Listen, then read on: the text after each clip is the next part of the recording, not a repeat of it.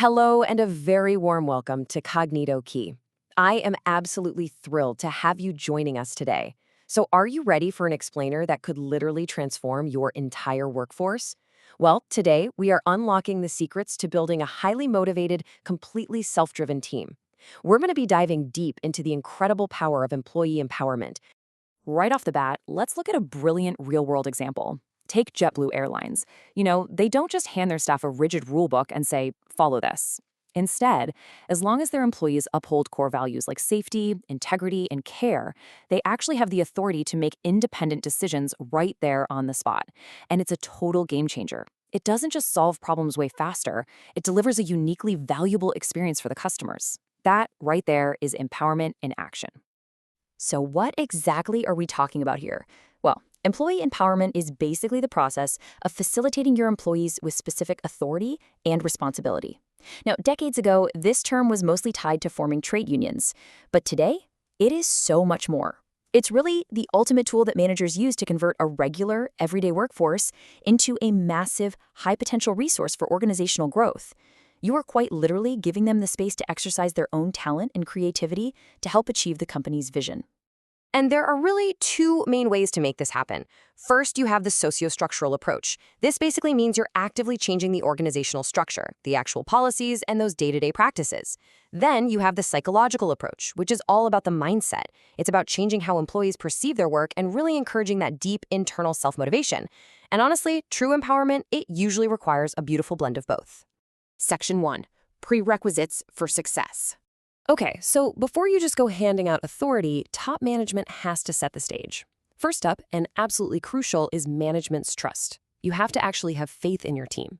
You also need completely open communication with zero gaps, high employee engagement, and a solid system for group rewards.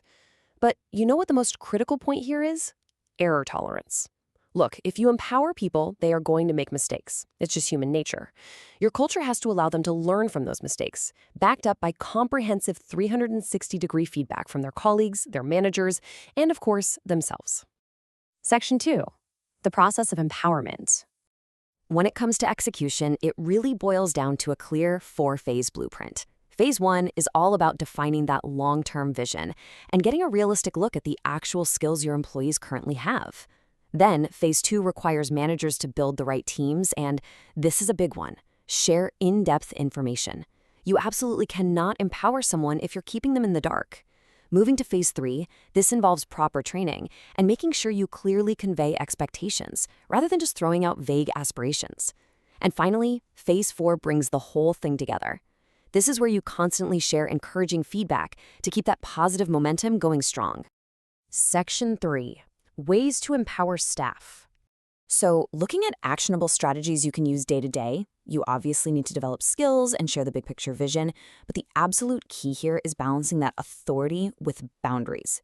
Notice how delegating authority with responsibility is immediately followed by specifying guidelines and boundaries.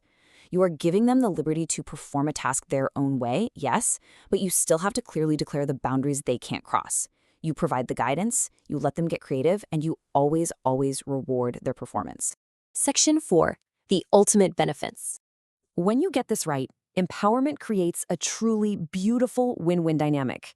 On the organizational side, you're getting optimum resource utilization, much higher customer satisfaction, and a major boost in productivity.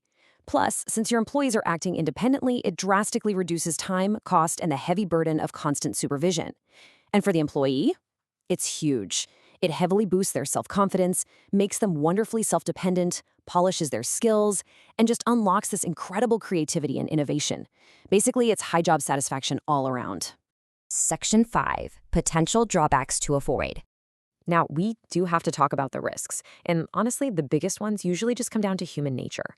There's always the risk of employees lacking the right expertise or even misusing power for their own self-interest. And yeah, sharing crucial data can sometimes lead to security leaks if you aren't careful. But I really want you to pay close attention to this one: a lack of supervisor support and a manager's own insecurity. It happens, right? Sometimes, out of jealousy or just a fear of losing their position, managers might intentionally hold people back or withhold guidance. As a leader, you absolutely have to make sure your own insecurities don't sabotage this entire process. Which brings us to our final and probably most important question.